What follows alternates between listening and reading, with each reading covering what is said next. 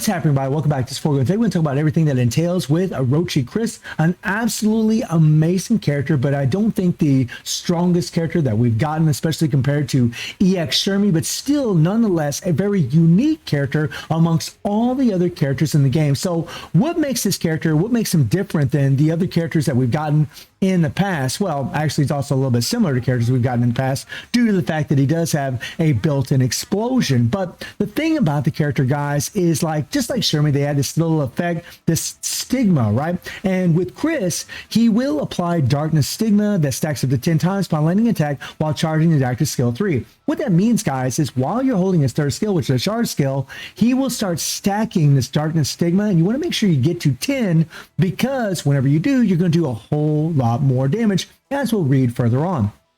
Increases own active skill damage by 40% for 20 seconds, which is really, really nice. Each time darkness stigma is applied, this is up to 400%. So whenever you stack it up to 10 times, you use the third skill, you charge the darkness stigma up to 10 times, you're going to get this 400% attack. That's very, very important for this character and for his damage. Landing an active skill 2 on a target with darkness stigma activates darkness explosion, which deals 3000% physical damage per stack of darkness stigma and removes all stacks of darkness stigma. So this is a little bit different than explosions we've had in the past, because usually when we have a character with explosion, what they do is they actually remove the dot that is applied, whether it's darkness, starlight, burn, whatever the case may be for that particular character.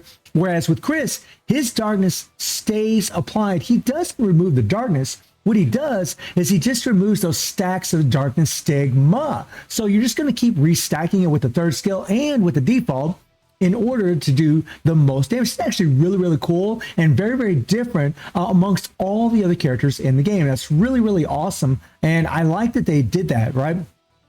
His first skill, guys, it increases his attack by 340%, his own active skill damage by 400%. Very powerful. It's PvP exclusive. Remove the target's damage reflect and applies damage reflect disabled for 10 seconds while learning a skill. Very good for PvP.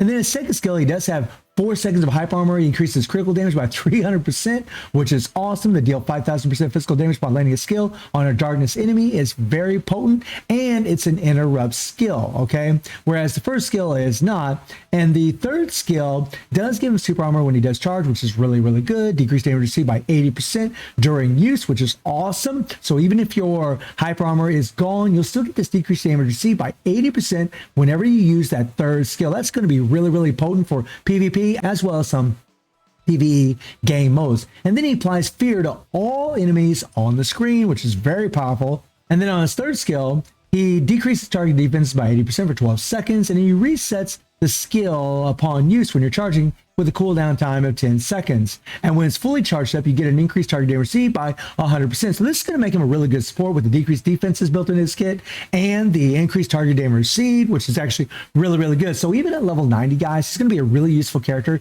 to have, I think, for quite a few players out there. We've seen in the past what happens in AG's Challenge, especially with some good support characters. And he does apply the darkness from the third skill, and it also resets the second skill, which is nice. I mean, that's the skill that you're going to land your explosion on. And his striker bonus is actually really good because he applies blackout to all enemies for 12 seconds, and then he deals dark damage equal to 350% attack every 1 second. It decreases power by 1%. This stun is actually really good. It's not as good as what Shermie's is, but it's still pretty damn good. Now, as far as the build, he's just a level 90 character, guys. And I'm opting to use his particular card set from the banner. And his 3PG is actually pretty awesome because it does increase his active skill 2 damage by 50% for 10 seconds after using the skill. This is very, very potent, especially considering that this is a skill where he lands most of his damage, right?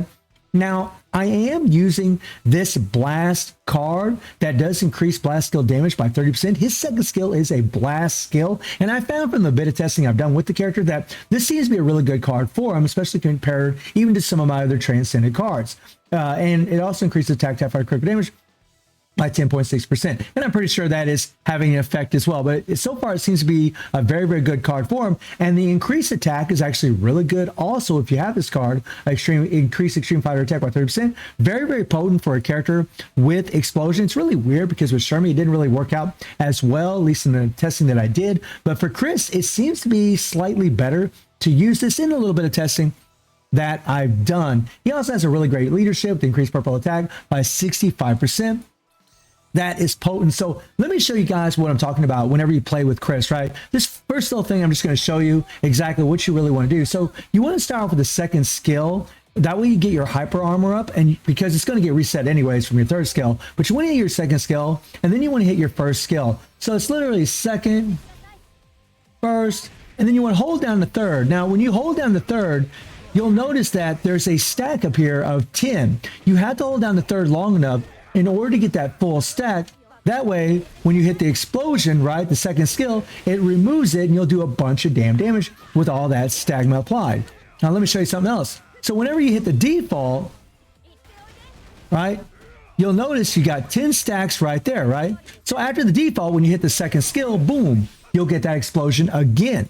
Very, very potent, guys. Really, really cool character. All right, so I'm going to do that again because I kind of messed up my rotation there.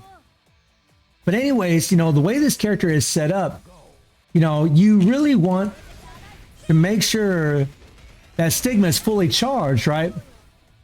And you actually lose a little bit of damage over time because of that, right? I love this 3PG. It's so beautiful. The fact that they put Orochi in this thing is awesome. That is sick, guys. That is so sick. Now, here's what really sucks. Yeah, we're only stacked up to 8. Well, that's because Rugal got out of range on it, right? So that's kind of a bummer that that does happen, right? His third skill, if he isn't near the enemy, he won't do the hits. He won't land his hits. So he doesn't really build up that stigma stack up to 10, which kind of sucks, guys. Like that's a bit of a bit of an issue. So you see what I'm doing? I'm trying to get close to him, you know, so I can get that stack, right?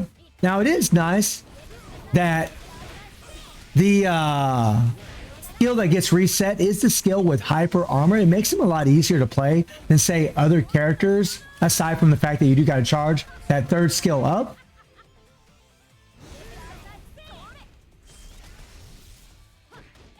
So that really, really sucked, guys. That really, really sucked. We're going to charge it all the way up.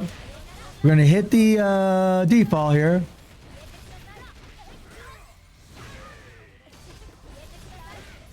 And see, and once you move, you also cancel the third skill, right? The moment you hit that third skill and you move over, you cancel it. So you lose all them Darkness Stigma stacks and you lose a bunch of damage.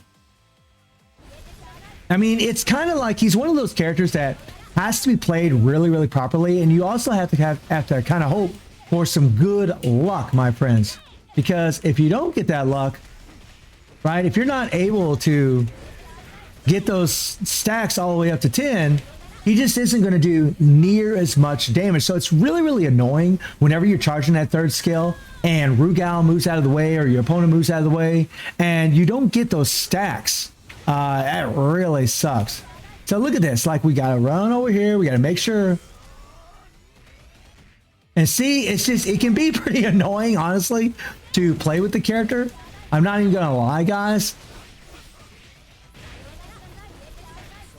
Like, he's really, really cool. Like, he's a cool character. He's really fun to play. I like that he's different and unique. But the thing that makes him unique and different is kind of the thing that hinders him a little bit, right? There we go. Hit that default. I do love that his darkness stays applied. Right? So you got to make sure you're all close every time you apply that stigma, man. And that can be a little annoying. Like with a character like Rugal, you know, moving around all over the place. So we definitely, this is not a optimal run by any means, right? We're losing damage. The other thing is always timing the stigma, right? Always timing that thing to where you're going to get all those stacks at once, right? So you got to pay attention to where there's darkness stigma under the health bar of your opponent that you're facing. You got to pay attention to how many stacks are actually getting applied. Now, we might die here shortly.